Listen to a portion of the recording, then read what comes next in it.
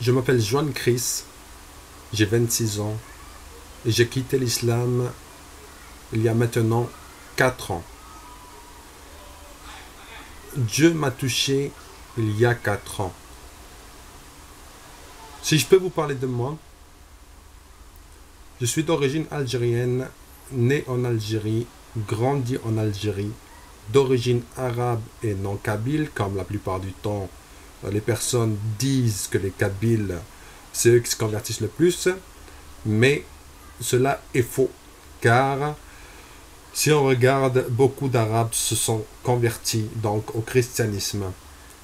On va procéder sur certains points, donc je me pose des questions, je pense que tout le monde se pose, et j'essaierai de répondre du mieux que je peux par la grâce de Dieu. Donc, première question. Comment était ta relation avec l'islam?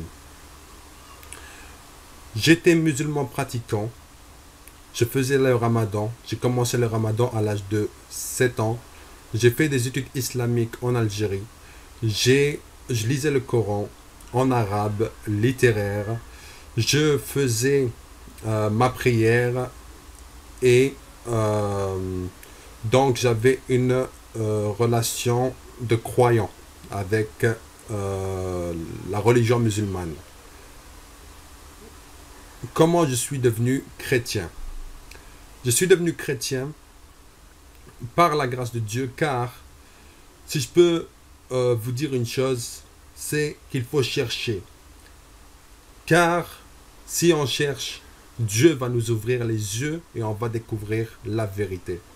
Si on découvre la vérité, c'est grâce non pas à l'homme, non pas à la chair humaine, mais à Dieu. Parce que Dieu nous a créés tous, a créé toute la création, toutes les choses qui se trouvent sur cette terre, Dieu les a créées. Les voitures même, qui a donné l'intelligence à l'homme pour que il crée les ordinateurs, les voitures et tout, c'est Dieu. Donc tout ce qui se trouve sur terre, et c'est à Dieu. Donc, pour en revenir à nos moutons, comme disent les Français, donc, comment je suis devenu chrétien? Grâce à une personne, en fait, que Dieu a mis sur mon chemin. Donc, je suis originaire d'une ville qui se trouve vers l'Allemagne, et donc, j'ai eu un passé, en fait, difficile.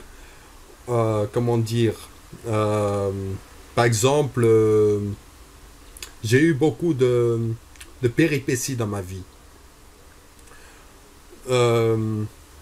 J'ai quitté donc la région, la ville où j'étais, pour venir dans une région qui est à quelques heures de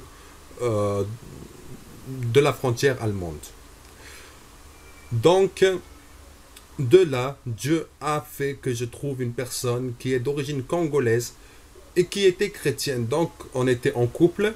Et pour la plupart des musulmans, en fait, il faut convertir la personne avec laquelle on se trouve afin que, entre guillemets, elle trouve le bon chemin. Pour les musulmans, donc, l'islam, c'est le bon chemin. C'est pour ça qu'il y a beaucoup de personnes, en fait, qui sont toujours et demeurent musulmans. Donc, j'ai cherché, en fait, à la convaincre que Christ, donc Jésus, n'est pas le Fils de Dieu, n'est pas Dieu, n'est pas né de Dieu, etc. Donc, si on veut trouver ces réponses, on va chercher sur Internet, par exemple, dans des livres, etc. Et en cherchant dans Internet, dans des livres, j'ai trouvé la vérité. J'ai trouvé la vérité que Dieu voulait me montrer. C'est que je fais fausse route. Et je m'explique, c'est que, comme je vous ai dit tout à l'heure, si Dieu vous dit d'aller tout droit, vous allez tout droit. Si Dieu vous dit d'aller à droite, vous allez à droite. Mais pour savoir sa volonté, il faut poser ses genoux à terre et prier Dieu pour qu'il nous montre la vérité. Parce que Dieu n'a pas 10 000 chemins, il a un seul chemin. Un seul chemin qui mène à la vie éternelle. à la vie éternelle, donc à la vie avec Dieu. Et 10 000 chemins qui mènent à la mort, donc à l'enfer. Donc ce que j'ai fait moi, c'est que j'ai eu le courage de poser mes genoux à terre et de demander la volonté de Dieu. Ce que beaucoup ne veulent pas faire, car ils ont peur de Dieu. Ils ont peur qu'il découvre la vérité. Ils ont peur que Dieu leur dise: le chemin où vous êtes là, où vous avez grandi, est faux. Allez sur ce chemin plutôt. Alors, quand j'ai posé mes genoux à terre, Dieu m'a montré la vérité. Il a utilisé plusieurs moyens, par exemple un livre qui s'appelle Jésus et Mahomet. Donc c'est un ancien imam qui l'a écrit. Donc Marc Gabriel est l'auteur de plusieurs livres. Son objectif: expliquer les enseignements de l'islam au monde comme il l'aime lui-même. Les musulmans sont mon peuple, ma famille. Donc cette personne en fait connaissait le Coran par cœur à l'âge de 12 ans. Donc le Coran en langue arabe littéraire. Cette personne-là était ex-professeur d'histoire de l'islam à l'université Al-Azhar du Caire. Donc c'est l'une des plus grandes universités du monde islamique. Je vous conseille de lire ce livre car il explique très bien la différence entre les deux croyances. Si on veut chercher, on va trouver. Si on veut juste critiquer et enfermer son cœur, on ne va rien trouver du tout. Donc la prochaine question est: Allah a fait des miracles pour toi? Pour ma part, Allah n'a pas fait de miracles pour moi. Car, je vous donne un exemple. Quand je suis né donc en Algérie, j'ai une maladie très grave qui, la plupart du temps, les enfants meurent de cette maladie. Ma mère, qui est médecin, a avoué elle-même que pour elle, j'allais pas vivre. Est-ce que vous savez, pour une maman, dire que son fils ne va pas vivre, ce n'est pas facile. Mais elle l'a dit, ma mère. Elle a dit: mon fils ne va pas vivre car cette maladie là, elle est grave. Elle est très grave. Donc, ce que ma mère, mes parents ont fait, c'est de m'emmener dans la ville de Paris. À Paris, donc, ils voulaient m'opérer. Donc, à cœur ouvert, car j'avais une maladie qui était au cœur. Quand Dieu a... comment dire? Quand Dieu m'a emmené à Paris, les hommes de ma famille, en fait, ont posé la main sur moi. Et ils ont prié leur Dieu, donc le Dieu de l'islam. Sauf que pour moi, ce n'est pas le Dieu de l'islam qui m'a sorti de là. Parce que le Coran n'a jamais dit de poser les mains sur les malades et les malades seront guéris. C'est la Bible qui le dit. C'est la parole de Dieu, donc la Bible qui le dit. Vous imposerez les mains aux malades et les malades seront guéris. Il n'y a donc pas de verset dans le Coran qui dit vous imposerez les mains aux malades ou vous ferez des choses pour que les malades soient guéris. On peut peut-être prier, mais pas en imposant les mains. Autre question. Le Dieu des Juifs et des chrétiens a-t-il fait des miracles pour toi? Comme je vous ai dit tout à l'heure, oui, il a fait des miracles pour moi, dans le sens où il m'a sauvé, donc, et grâce à lui, je suis devant vous. Car il n'y a pas que ça, en fait, que j'ai eu dans ma vie. Par exemple, quand j'étais adolescent, j'ai fait un coma éthylique. Crise d'adolescence, les personnes, ils veulent se montrer, etc. En plus que des fois, c'est pas dans des situations de famille donc faciles. Quand on est adolescent, quand on a deux frères qui est un plus jeune et un plus grand que soi, donc des fois, on se sent rejeté. Et pour se montrer, ben, on fait des petites bêtises. Et donc ça faisait partie de mes bêtises. Donc j'ai fait un coma éthylique. Et le médecin lui-même m'a dit, si tu aurais pris encore un demi-verre, alors tu serais mort. Si tu aurais pris un demi-verre, tu serais mort. En 2010, par exemple, j'ai eu une tentative de meurtre. Donc une personne voulait m'assassiner au foyer donc de l'armée du salut, donc à la frontière allemande.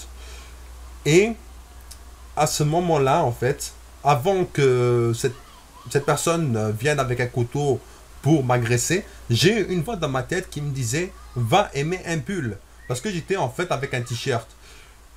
Je suis monté dans ma chambre, j'ai mis un pull et je suis descendu donc pour regarder la télé, parce qu'il y avait une salle en commun donc pour regarder la télé. À ce moment-là, j'attendais en fait un chanteur qui devait passer, que j'aime bien. Et à ce moment-là, une personne est venue, d'origine albanaise, qui est venue et a voulu me tuer. Donc, il a voulu me mettre des coups à la gorge, au thorax et au genou. Moi, ayant pratiqué du jiu-jitsu et du judo étant enfant, enfin adolescent, j'ai esquivé, donc j'ai paré des coups qui venaient à la gorge et quelques coups qui venaient au thorax. Mais quand même, il m'a touché un peu au thorax. Mais c'est le pull en fait qui m'a protégé. J'avais vu un trou dans le pull. Il m'a en fait mis un coup au genou, donc à la cuisse, pardon. Et j'ai eu une blessure de 10 cm de profondeur. 10 cm de profondeur qui passait à côté de l'artère de quelques millimètres. Je n'ai eu aucune séquelle. Vous savez, mon muscle de la cuisse fait à peu près 10 cm. Mais il s'est passé à côté de l'artère, donc à quelques millimètres de l'artère. Si il aurait touché l'artère, je serais mort. Mais par la grâce de Dieu, je n'ai aucune séquelle. Je n'ai aucune séquelle et même à quelques millimètres de l'artère, voilà, c'est passé à quelques millimètres de l'artère, donc je ne suis pas mort. Autrefois, enfin, il y a quelque temps encore, Dieu m'a sauvé parce que je me trouvais au Kenya car j'aime aider les personnes qui se trouvent dans la difficulté. J'aime aider les personnes qui sont dans des situations délicates. En Afrique, il y en a plein et vous devez les aider. Il n'y a pas que moi qui dois les aider. Vous devez les aider, vous devez penser à eux. Et j'ai donc été dans un bateau de pêche, donc c'est comme un catamaran. Il y a un côté gauche, un côté droit et le milieu donc où il y a la voile. Donc et en fait tout le bateau en fait est traversé par enfin le côté gauche, le milieu et le côté droit est traversé par une barre en bois où il y a une personne qui se trouve dessus pour équilibrer donc le bateau, pour que le bateau ne se renverse pas, ne coule pas. À ce moment-là donc, j'ai eu en fait le côté droit du bateau qui s'est cassé. On était, je voulais me promener sur l'océan Indien et donc on est parti une fois loin, une fois on est revenu et on voulait repartir donc pour repartir aux profondeurs, au large. Donc, avant qu'on puisse reprendre donc pour aller au large, le côté droit s'est cassé. Si on serait parti au large, je ne serais pas parmi vous en train de vous parler, car l'océan Indien, c'est dangereux quand on se trouve au large. Moi-même, je ne sais pas nager, je vous dis la vérité, je ne sais pas nager, mais par la grâce de Nzambe, j'ai eu la vie sauve. J'ai eu Dieu qui m'a secouru à ce moment-là. J'ai eu la protection de l'Éternel encore une fois. Quand j'étais petit, donc pour un examen, parce que là, en Algérie, en fait, il y a un examen pour passer au collège. Donc du primaire au collège. À cet examen, en fait, j'avais pas beaucoup révisé. Mais une voix dans ma tête me donnait les réponses. Me donnait les réponses et donc je suis passé au collège. Autrement, quand j'ai eu la conversion, cette même voix dans ma tête est venue. Elle m'a montré en fait dans un songe, donc dans un rêve, la Bible ouverte avec, vous savez, les petites lumières des catholiques et une voix, la voix que j'ai entendue étant jeune, étant petit. Elle m'a dit, même si la foudre les frappait, ils ne reconnaîtront pas la vérité. Donc, les musulmans, certains, même si la foudre les frappait, ils ne reconnaîtront pas la vérité. C'est pour cela qu'il faut adoucir votre cœur. C'est pour cela qu'il faut arrêter d'endurcir votre cœur et prier Dieu. Une autre fois, en fait, quand il y a eu les attentats en 2012 au Kenya, je suis parti là-bas. Mais c'était après les attentats. Et avant, en fait, je voulais demander mon visa. Et au Kenya, ils ne donnaient pas les visas facilement aux gens qui sont arabes. Donc, qui sont arabes sur les passeports, ils ne donnaient pas les visas. Mais moi, Dieu m'a dit, dans un rêve, si tu veux partir au Kenya, jeûne et prie, et moi, Dieu, je te donnerai le visa. J'ai fait un jeûne et des prières. Le jeûne et les prières des chrétiens sont très puissantes. Très très puissantes. J'ai beaucoup de choses par cela. Si je prie maintenant, si je jeûne, je sais que il y aura quelque chose qui va se produire et je sais que j'aurai ce que j'ai demandé à mon Dieu. Mais pendant le Ramadan, j'ai fait des jeûnes de 30 jours. J'ai jamais reçu ce que j'ai reçu par le Dieu chrétien et juif. Parce que les deux dieux sont différents, mais Allah n'est pas le Dieu des deux croyances. Comment sont perçus les chrétiens qui quittent leurs croyances? Je n'ai jamais vu un chrétien être persécuté quand il quitte le christianisme. Je n'ai jamais vu un chrétien être tué parce qu'il quittait le christianisme. Je n'ai jamais vu un chrétien avoir des persécutions, des gens qui étaient vraiment en haine contre lui parce qu'il quittait le christianisme. Comment sont perçus les musulmans qui quittent leurs croyances? Les musulmans sont rejetés comme moi par la famille. J'ai été rejeté pendant 3 ans. Là, ça revient tout doucement avec ma famille, mais mes parents m'ont dit, on n'acceptera jamais de chrétiens dans la famille. Si une croyance, elle a la vérité, vous croyez qu'elle va persécuter les personnes, elle va tuer les personnes, elle va les empêcher de partir de la croyance. Si cette croyance-là est vraie, vous croyez vraiment que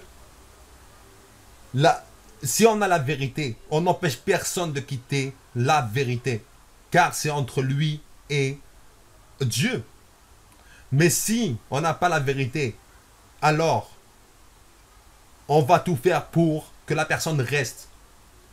Combien de personnes sont mortes parce qu'elles ont quitté l'islam? Combien de personnes sont persécutées parce qu'elles quittent l'islam? Combien de personnes sont insultées parce qu'elles ont quitté l'islam? Beaucoup de personnes sont dans des situations là. Regardez l'Irak. L'Irak, combien de personnes sont d'origine arabe et ont dû fuir leur ville parce que des gens leur couraient après? Combien de personnes sont mortes dans cela?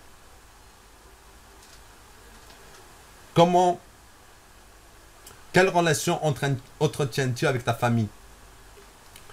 Donc, comme j'ai dit, ma famille, mes parents m'ont rejeté. En décembre 2015, donc, j'ai vu ma mère qui m'a dit, on t'a tout pardonné, mais reviens à l'islam. Parce que nous, on ne va jamais accepter une personne qui est d'origine chrétienne. On va jamais accepter une personne qui est de croyance chrétienne dans la famille. Si on a la vérité, mes frères, mes sœurs, il faut la prêcher. Il faut dire la vérité. Il faut dire ce que nous, on a reçu de Dieu. C'est notre mission. Si on reste en train de se taire, si on reste en train de de critiquer ou des choses qui sont contre la volonté de Dieu. Demandez le sang de ces personnes. Qu'est-ce que vous allez lui dire? Quand Dieu va vous demander, je vous ai envoyé des personnes, pourquoi vous n'avez pas prêché le message? Pourquoi vous n'avez pas donné votre témoignage? Qu'est-ce que vous allez dire? On ne savait pas? On ne savait pas que c'est toi qui les as envoyés? Sachez que si vous faites cela, vous pouvez tout faire dans votre vie là. Mais le jour où Jésus reviendra, là, ce sera trop tard. Là, vous allez rejoindre les personnes que vous n'avez pas prêché le message. Là, vous allez rejoindre les personnes qui ont perdu la vie éternelle à cause de vous. C'est pour cette raison qu'il faut nous donner le témoignage, donner la parole de Dieu, donner comme Dieu nous le demande. Dieu ne nous dit pas dans sa parole, criez à plein gosier. Criez à plein gosier la parole de Dieu. Dieu ne nous dit pas dans sa parole de prêcher la vérité, prêcher la parole de Dieu. Nous devons tous mettre les genoux à terre et prier. Ne pas craindre Dieu et lui demander la volonté, sa volonté. Lui demander sa volonté. Pourquoi nous craignons Dieu? Si on est sur le bon chemin, on ne craint pas Dieu. Mais si on n'est pas sur le bon chemin, on craint Dieu. Et Dieu n'a pas de direction pour prier. Dieu n'a pas de langue pour prier. Dieu est international. Dieu connaît toutes les langues. C'est lui qui les a créées. Alors pourquoi vous allez parler qu'une seule langue? Pourquoi vous allez prier en une seule direction? Dieu n'est pas partout. Dieu est juste à l'est, ou à l'ouest, ou au nord, ou au sud. Dieu est partout. Et faire cela, prier à l'est ou parler qu'une seule langue, c'est du blasphème envers Dieu. C'est que vous dites que Dieu est faible. Alors, il faut vraiment demander la volonté de Dieu, peu importe votre direction, peu importe où vous vous trouvez. Demandez la volonté de Dieu. Mettez-vous à genoux et priez. Demandez la volonté de Dieu. Que Dieu vous bénisse. Que Dieu vous bénisse vraiment. Et qu'il vous éclaire. Qu'il vous éclaire, qu'il vous guide dans sa parole. Je vais prier. Et puis je vais clôturer. Vous allez trouver mon Facebook, donc ma page Facebook sur la vidéo. Et vous allez trouver mon numéro donc pour WhatsApp. Merci. Mettez-nous à genoux. Éternel, nous venons à toi pour te demander la vérité. La vérité, car toi seul tu la connais. Permets, Père, que les personnes qui ne connaissent pas ta vérité puissent être guidées dans ta voie, puissent être éclairées, afin que le jour où tu apparaîtras, Père, tous ensemble nous puissions avoir la vie éternelle. Ne suscite pas la haine entre nous. Ne fais pas de... protège-nous justement de la haine. Protège-nous de la haine. Car avec ces temps-là, beaucoup sont en tension. Et il faut apaiser cela, Éternel. Père, je prie particulièrement pour les musulmans et pour les personnes qui ne te connaissent pas.